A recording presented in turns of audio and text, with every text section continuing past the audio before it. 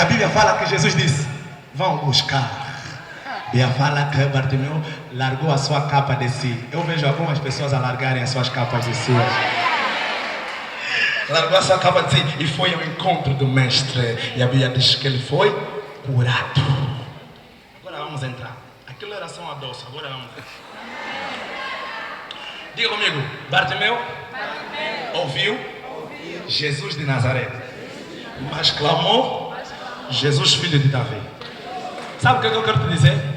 A palavra que você ouve deve gerar uma revelação maior do que ela. Não entenderam? Vou levar embora hoje ainda. Eu estou a dizer, a palavra que você ouve deve gerar uma revelação maior do que ela. Assim mesmo essas coisas que eu estou a falar, você tem que entender já num nível diferente. Se tinha já alguém doente, você já está lhe ver curado. Se tiver é como então? A palavra que você ouve deve gerar uma revelação maior do que... Tem pessoas que ouvem Jesus de Nazaré, também toda hora Jesus de Nazaré. Não! Você ouviu Jesus de Nazaré, clama já Jesus, filho de Davi. Aleluia! Amém? Porque a maior revelação sobre a pessoa de Jesus não está em Jesus, filho de Nazaré, está em Jesus, filho de Davi, o Messias. É uma revelação maior do que aquela que ouviu. Aleluia! Então você precisa viajar nessa dimensão, ter uma revelação maior do que a palavra que você ouve. Aleluia! Conheço um homem que teve uma revelação maior do que aquilo que ele ouviu ou estava escrito. Diga comigo, João Batista. Ele encontrou a revelação dele. Não sei se estou errado. Aqui tem os teólogos, depois podem analisar. Se estiver errado, me manda no Facebook. Amém? Mas eu penso que se você olhar no Antigo Testamento até chegar ao João Batista, em momento nenhum você vai ver Jesus a ser apresentado como cordeiro. Mas o João Batista apresenta ele como cordeiro de Deus que tira o pecado do mundo.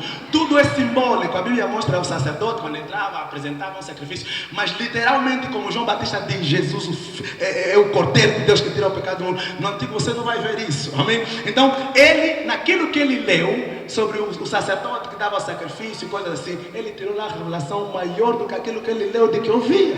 Você precisa ter essa capacidade na presença de Deus. Aleluia. Gerar uma revelação maior. Aleluia. Diga comigo, Jesus de Nazaré. Filho de Davi. Amém? Diga ao teu irmão, revelação declarada gera libertação. Amém? Ele declarou Jesus, filho de Davi. Isso serviu de uma libertação para ele. Se você agarrar a revelação que Deus está trazendo para ti hoje e você declarar isso, isso pode gerar uma libertação na tua vida. Amém? A revelação declarada gera libertação. Mas eu disse Jesus de Nazaré, filho de Davi. Agora diga comigo, mestre. Diga mestre. A Bíblia diz que depois de Bartimeu clamar Jesus, filho de Davi, e ser curado, Jesus disse, vai. Mas a Bíblia diz que ele seguiu a Jesus pelo caminho. Amém? Diga, seguiu a Jesus pelo caminho. Sabe o que ele estava querendo dizer? Quando ele diz, seguiu pelo caminho, mas a Bíblia fala que mais à frente, a Bíblia diz que o Senhor lhe perguntou, né? O que tu queres que te faça? Bartimeu disse, mestre, vírgula. Diga comigo, mestre, vírgula. Que eu tenha vista. Amém? Primeiro ele disse mestre, depois disse que eu tenha. Sabe o que ele estava querendo dizer? Primeiro eu sou teu discípulo, depois eu quero as tuas bênçãos. O mais importante, eu quero ser teu discípulo, depois eu quero as tuas bênçãos. Primeiro você é meu mestre, depois eu quero ter vista. Ou seja, se você me abençoar, tá bom. Se você também não me abençoar, vou continuar a te seguir. Por isso é que a Bíblia fala que Jesus lhe disse, vai, ele não foi, seguiu Jesus pelo caminho. Sabe por quê? Porque ele primeiro disse mestre e depois disse que eu tenha vista. Aqui tem goleiros que gostam primeiro que eu tenha vista. Não, primeiro é mestre, depois é que eu tenha vista. Primeiro é mestre, depois que eu tenha vista. Primeiro eu sou seguidor, depois eu quero a bênção de Deus. Primeiro eu estou a seguir os seus passos, depois é que eu quero a bênção dele na minha vida. Fala no teu irmão, diga mestre. Antes de dizer que eu tenha vista. Aleluia. Você pode aplaudir o seu nome.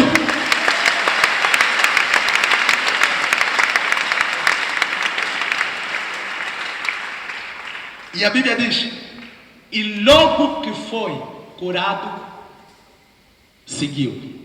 Logo que foi curado, seguiu. Diga comigo, tão logo como foi curado, tão logo seguiu. Amém? Tem que ser assim. Tem pessoas que recebem bênção, foge. Deus te abençoa, sai da igreja. Deus te dá carro, vai na ilha.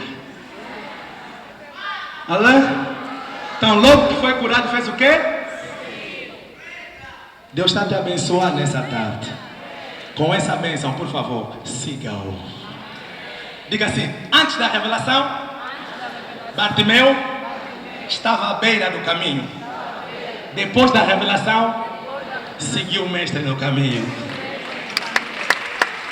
Aleluia. Eu sei que você está à beira do caminho, mas a revelação que Deus está trazendo na tua vida hoje vai te fazer lhe seguir no caminho. Vai sair à beira do caminho. Aleluia. Diga comigo, todos clamavam Jesus de Nazaré, mas só um clamou, Jesus filho de Davi. Sabe o que eu estou querendo dizer? Revelação é aquilo que nem todo mundo está a falar. Revelação é aquilo que nem todo mundo está a fazer. Você precisa andar ao nível da revelação. Todo mundo está a dizer Jesus de Nazaré, mas eu recebi uma revelação, Jesus filho de Davi. Aleluia. Essa é a revelação de Deus para nossas próprias vidas. Aplauda o seu nome mais uma vez.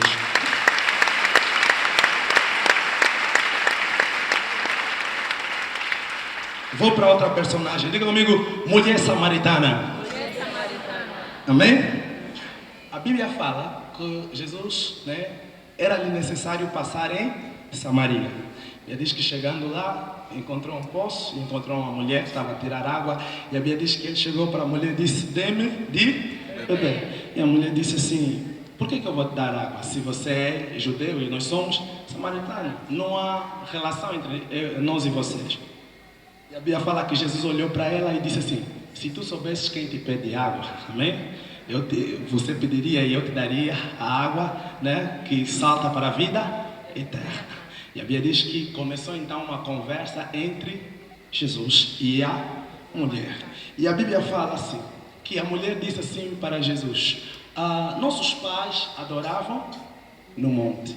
Ou seja, antes disso, Jesus ia conversar com a mulher e perguntou para ela, tens marido?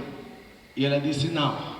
Jesus disse, não, disseste bem, porque tens 5, E agora o sexto que você tem também não é seu. E ela disse assim para Jesus, vejo que és profeta. Diga comigo, vejo que és profeta. E se você analisar o texto, logo que ela fala isso, vejo que és profeta, muda de conversa e ela começa a dizer, olha, os nossos pais adoravam no monte, e vocês dizem que é em Jerusalém que tem que se adorar. Diga comigo, quando ele deu conta que estava a falar com o profeta, começou a falar de adoração.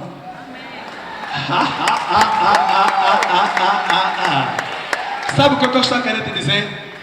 A adoração anda com profecia, profecia anda com adoração. Aonde há adoração, há o profético. Estrangeadores, saíram daí, daqui a pouco isso vai aquecer, a adoração vai entrar nesse lugar e o profético vai se manifestar nesse lugar. Quando ela começou, deu conta que estava a falar com o profeta, começou a falar de adoração. Mas vamos avançar. A Bíblia diz assim, ela disse, nossos pais adoravam no monte. Mas Jesus disse assim, ouve-me mulher, é chegada a hora que nem no monte nem em Jerusalém adorareis o Pai. Porque o Pai está à procura daqueles que adoram em espírito e em verdade. A hora vem, e chegada é que adoraremos o Pai em espírito e em verdade. E a Bíblia diz que, terminada a conversa com a mulher, a Bíblia fala que os discípulos chegaram. Diga comigo, os discípulos chegaram. Mas Jesus já tinha acabado de conversar. Amém? Deus me deu uma pregação com o tema Mestre Jesus e os mestres de hoje. Eu vou tirar 3 pontos ao longo dessa mensagem. Mestre Jesus e os mestres de hoje. A Bíblia diz que os discípulos chegaram, Jesus já tinha terminado o trabalho. A Bíblia fala que a mulher deixou o cântaro e foi à cidade anunciar a palavra. E a Bíblia fala que ele disse, olha, venham aqui e vejam. Eu encontrei um homem, por acaso é o Cristo. Nem por acaso, ela já tinha a noção que era o Cristo, só queria a confirmação dos outros, E vem ver se é o Cristo. E a Bíblia fala que não literalmente, mas dá a entender que esses homens foram, mas depois a vez que os homens disseram assim: não precisamos que você nos diga, porque nós temos crido e vimos que Ele é o Cristo, Filho de Deus. Amém? Vamos agora nas lições. Diga comigo: transformados pela revelação. Aleluia. Amém. Olha, a mulher disse assim: nossos pais adoravam no monte. Vocês dizem que é em Jerusalém. Antes da mulher dar conta que estava a falar com o Messias, com o Mestre, antes dele ter essa revelação, ele estava preocupado com o lugar da adoração, se é no monte ou em Jerusalém. Mas depois da revelação, ele ficou preocupado em ir anunciar a palavra, em ir falar a palavra. Que a revelação de Deus mude as tuas atitudes. Veja, antes da revelação, ela tinha uma prioridade. Depois da revelação, ela ganhou outra prioridade. Antes da revelação, ela estava preocupada em buscar água. Depois da revelação, deixou o cântaro e foi anunciar o Evangelho. Eu não sei qual é a tua prioridade nessa hora, mas que a revelação que você ouve nessa tarde possa mudar as tuas prioridades, aleluia, e mudar a tua própria vida, aleluia. Diga comigo: a mulher disse: vejo que és profeta. Depois disse: por acaso tu és maior do que o nosso pai Jacó? Né? Diga: por acaso você é maior do que o nosso pai Jacó? Por acaso és maior que o nosso pai Jacó? Aqueles que não têm a revelação de Deus estão preocupados em querer entender quem é o maior. Aqueles que estão com a revelação estão preocupados em se tornar os menores no reino de Deus. Amém. A mulher estava sem revelação e disse: por acaso você é maior do que o nosso pai Jacó? Tem muita gente que está preocupada com quem é o maior. No reino de Deus a questão não é quem é o maior, a questão é que o maior se torna o menor no vosso meio. Deixa eu te abrir uma coisa: os maiores estão sempre de lado, os menores estão sempre no meio, no centro, são o centro das atenções. Jesus estava com as crianças, com os discípulos, e quando eles disseram isso, o que Jesus fez? Chamou uma criança no meio deles. Se Jesus chamou a criança no meio e estava a ensinar, vamos supor que Jesus também estava no meio. Jesus ficou no meio com a criança a ensinar. O lugar de Jesus é no meio. E no meio é o lugar também dos pequenos. Os grandes estão sempre de lado. Se você querer ser o maior, vai ficar sempre de lado. Os pequenos são chamados para o meio. Aonde o mestre está? Ele está sempre no meio. Vou explicar por que está sempre no meio. Porque talvez alguns estão um pouco com dúvida. Quando ele foi crucificado, estava de lado? Aleluia!